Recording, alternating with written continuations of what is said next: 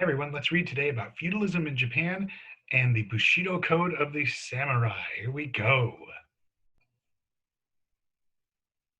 Okay, feudalism in Japan. By the way, that's some really cool looking samurai armor right there. All right, feudalism in Japan. Minamoto's rule marked the beginning of military rule by local lords and their fighters. The central government became weak. Life was often lawless and violent under the shoguns. Local nobles owned much land and fought for power.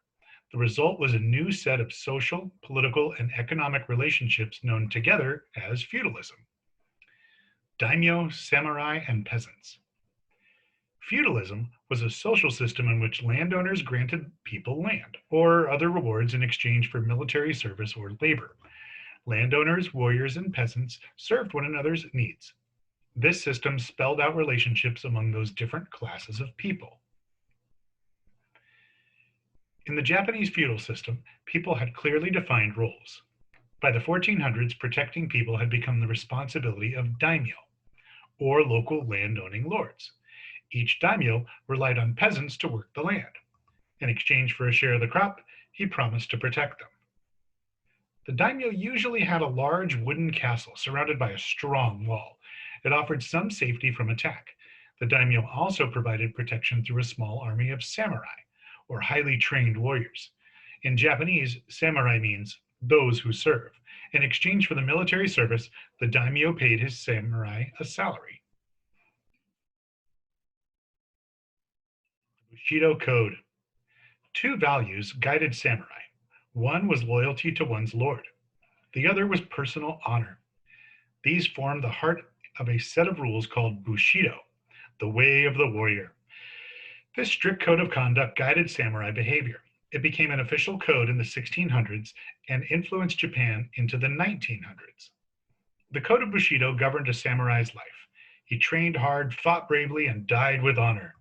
A man born a samurai should live and die sword in hand, one warrior advised. Under the Bushido code, loyalty to one's lord was more important than loyalty to family, religion, or even the emperor. If a samurai's lord was in danger, he would follow the lord, even if it meant certain death. An old story relates a conversation between two samurai whose lord is losing a battle. The general is surrounded by rebels, the first samurai reported. It is hard to see how he can get away, the second samurai replied. And here's from a primary source. If he must die, I intend to share his fate and go with him to the underworld, which, when kind of translated the thought, means if my master is going to die or if my lord is going to die, I'm going to die with him. Like I'm going to fight to the death to defend him. And that is our reading on feudalism in Japan, which was the social system, the hierarchy. Sometimes we study those feudal or the social pyramids.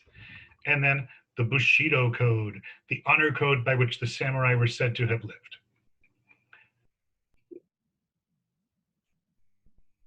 So thanks for joining me on this reading, and I look forward to reading to you next time. Sayonara.